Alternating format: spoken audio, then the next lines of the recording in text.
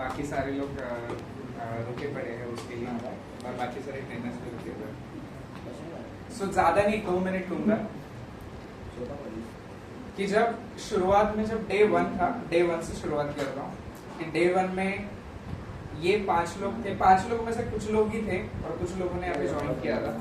सबसे पहले ये 5 लोगों के बारे में मेंशन करूंगा जो जर्नी स्टार्ट हुई थी ज्वाइन करने की। मैं इसके घर पे गया था पैम्पलेट देने के लिए, मतलब हम लोग जो मोबिलाइजेशन करते तभी। सो his mother was doing something on the door and then I knocked the door. I asked there is someone who is 12 pass.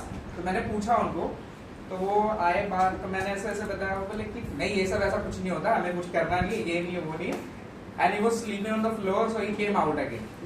तो वो बाहर आया एंड ही सेड कि क्या है ये, इसने इंटरेस्ट लिया। फिर बाद में पीछे से आया, मैं आगे चला गया था, तब तक मुझे लगा कि ये नहीं आएगा, इसकी मम्मी इसको छोड़ेगी ही नहीं करके, इतना श्योर हो गया था। ये पीछे से मेरे दौड़ के आया, बोल रहा है दादा दादा काय है, सब ऐसे मराठी में पूछ रहा था कि एग्जैक्टली क्या है। तो मैंने बोला कि ऐसे ऐसे करके आना है।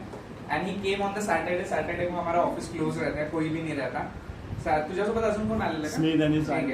तो ये लोग आए थे, फिर ये लोग वापस मंडे के दिन भी आए।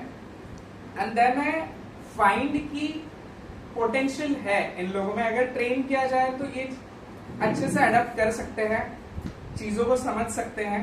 और ज्यादा एक्साइटमेंट मुझे आदित्य में मिला, तो मैं आदित्य को सबसे पहले बहुत बड़ा थैंक्स बोलना चाहूंगा कि उसने 5 एडमिशंस मुझे लाके दिए, ठीक है। मतलब 4 लोग थे, तो 4 एडमिशंस उसने मुझे लाके दिए, तो इसके लिए वो मेरा जो काम था वो बहुत कम हो गया उसकी वजह से। सो जर्नी ऐसी है कि मैंने आप लोगों से बहुत कुछ सीखा है कि आपका एक काम करने का तरीका, काम करने की एफिशिएंसी। अगर मैं बात करूं कि तिरंगन के टाइम पे हम लोग का जो ट्रेडिशनल डे था, सारे लोग यहाँ पे रुके थे, ऑलमोस्ट हम लोग 7 या 8 बजे तक हम लोग रुके थे प्रिपरेशन करने के लिए। एवरीवन इज रेडी कि मैं ये करता हूँ, मैं वो करता हूँ। जैसे ये श्रुति ने वो साड़ी लाकर दिया था, तो साड़ी देना बहुत बड़ी बात होती है गर्ल्स के लिए कि अपनी साड़ी यहाँ पे ऐसे स्टिच करने के लिए दे दे। तो वो उसने दिया। Everyone was there, Pooja was also there, Pooja नहीं थी अभी वो नहीं है, बट उसका भी बहुत बड़ा कंट्रीब्यूशन था उसमें।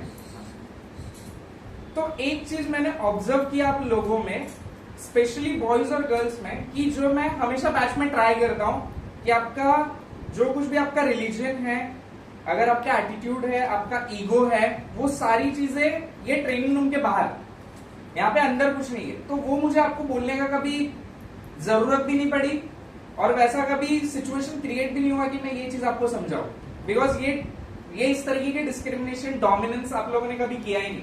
क्या मेरा ईगो है, मेरा एटीट्यूड है, तो वो शो कभी हुआ नहीं। और जो एक बॉयज और गर्ल्स में एक म्यूचुअल अंडरस्टैंडिंग थी, वो एक बहुत बड़ी चीज थी मेरे लिए। और मैं हमेशा याद करता था कि बैच 31 डिड समथिंग बेटर। मुझे हमेशा ऐसा लगता था कि बैच 31 ने बहुत अच्छा किया है, लेकिन अभी एक जो तुम्हारा बैच है वो भी मेरे माइंड में ऐसे घूमता रहेगा कि नहीं, बैच 40 वाज आल्सो समथिंग, कि उन्होंने भी बहुत कुछ किया। And literally you did a lot, मतलब मैं वर्ड में डिस्क्राइब नहीं कर सकता इस चीज को जितना तुम लोगों ने किया है। And I M surely feel कि ये हमारी जर्नी में और ज्यादा होनी चाहिए थी। मुझे अभी भी ऐसा लगता है कि 45 डेज नहीं, 90 डेज होना चाहिए था, उससे ज्यादा होना चाहिए था।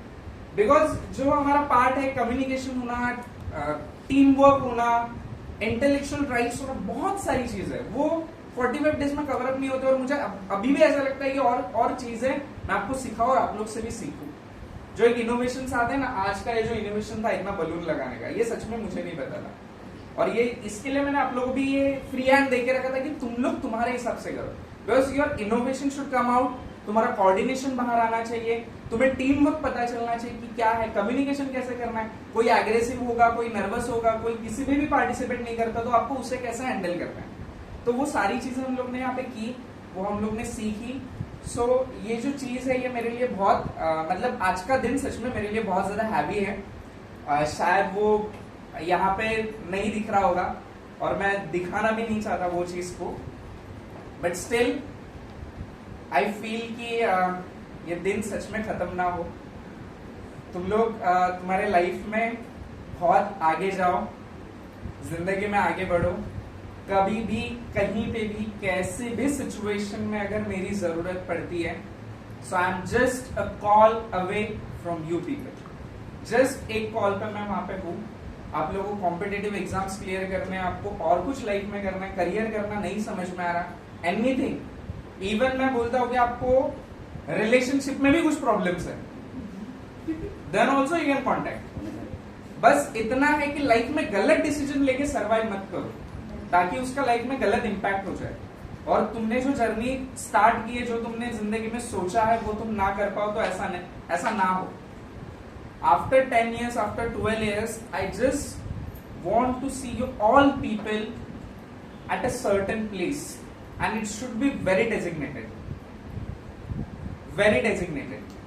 मतलब वहां पे आपके पास पावर हो, आपके पास रुतबा हो, आपके पास पैसा हो, आपके पास इज्जत हो, सारी चीज हो, and I am sure I will there, definitely I will help you.